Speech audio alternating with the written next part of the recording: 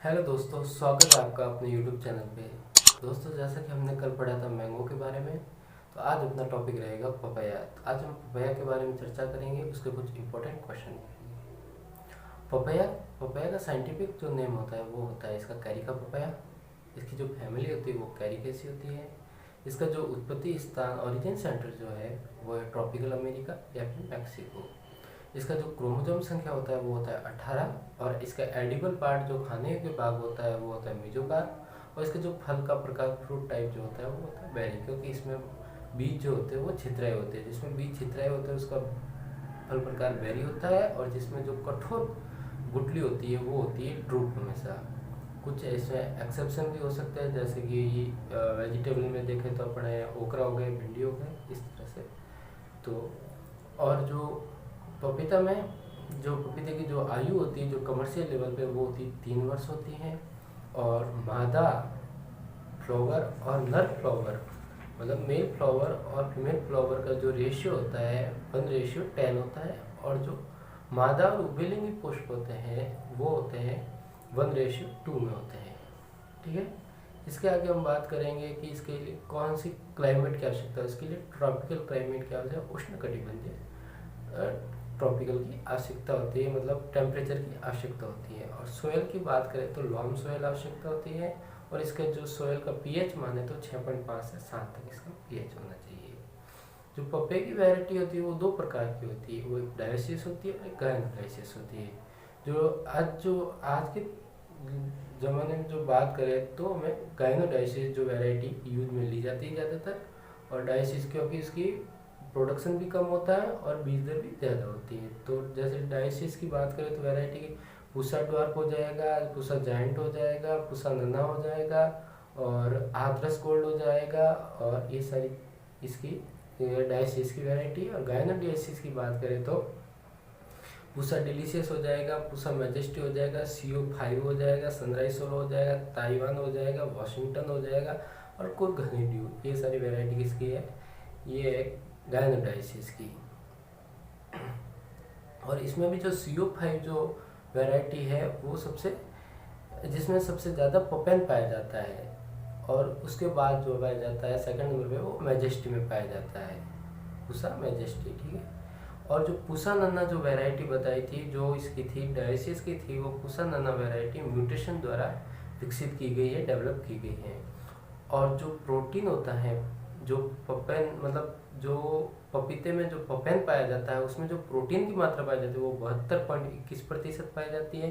Papain वो होता है कि जो कच्चा जब पपीता होता है ना, तो वो क्या होता है उसमें से दूध निकलता है, वो दूध ही जब सूखा होता है ना तो वो उसे पपेन बोला जाता है। तो उसमें 72.21% क्या होती है, प्रोटीन पाई जाती है।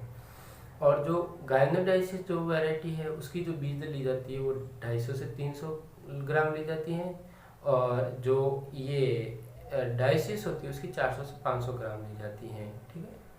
इसके आगे हम बात करेंगे कि जो पपीते की जो पौध की रोपण की जाती है उसके लिए कितना स्पेस दिया जाता है। नॉर्मली 1.8 मीटर दिया जाता है।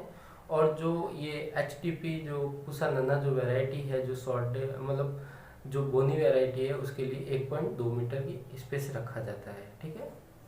और प्लांटिंग टाइम की बात करें जो रोपण किया जाता है वो क्या है, लगभग जुलाई अगस्त के महीने में किया जाता है। इसके आगे हम बात करेंगे कि पपीते में जो पुष्प पाए जाते हैं वो कैसे पाए जाते हैं, उसमें बहुलैंगिक बाइसेक्सुअल फ्लावर पाए जाते हैं।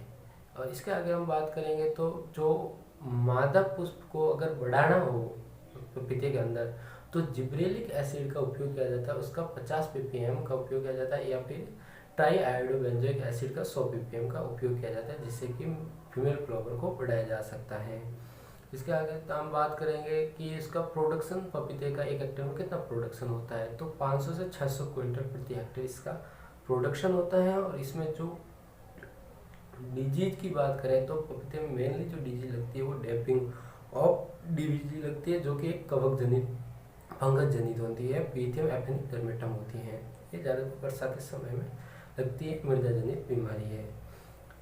इसके आगे हम बात करेंगे कि पपेन का जो हमने बताया था कि सूखा हुआ पदार्थ जिसमें प्रोटीन 72.21% पाई जाती है, उसमें पीएच जो होता है वो 9 pH होता है।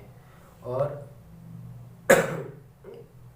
इसका जो टेम्परेचर होता है जो 45 से 50 डिग्री टेम्परेचर में इसको सुखाने के लिए रखा जाता है, जिससे ये प्राप्त होता है। इसके आगे हम बात करेंगे कि जो पपीते का पीला रंग जो होता है, वर्णक होता है, वो कैरिका जैंथिन के कारण होता है। और पपीते की जो बीज की क्षमता होती है, जीवित रह सकते हैं, तो वो 45 दिन तक होती है। और पपीते की 1 ग्राम सीड की जो बीज वो जो वेट होता है वो होता है, नहीं, 1 ग्राम बीजों की संख्या के अंदर बीजों की संख्या 20 होती है। 1 ग्राम बाहर होता है, उसके अंदर बीजों की संख्या जो होती है वो 20 होती है।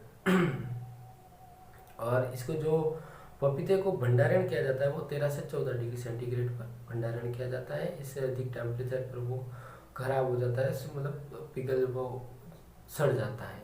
तो ये आज का अपना टॉपिक रहेगा पपीता। इसके अलावा 3 अदर क्वेश्चन और है, मतलब कंपैरिजन में बात करें तो अगर आपको पूछे कि एरिया की दृष्टि से सबसे ज़्यादा उगाया जाने वाला फ्रूट कौन सा है, तो मैंगो आएगा। प्रोडक्शन सबसे अधिक होता है एरिया की दृष्टि से। और प्रोडक्टिविटी की दृष्टि से देखें, प्रति हेक्टेयर की दृष्टि से देखें, तो सबसे ज़्यादा प्रोडक्टिविटी है पपीते की होती है। और ओवरऑल जो प्रोडक्शन की बात करें तो बनाना की सबसे अधिक प्रोडक्शन होता है।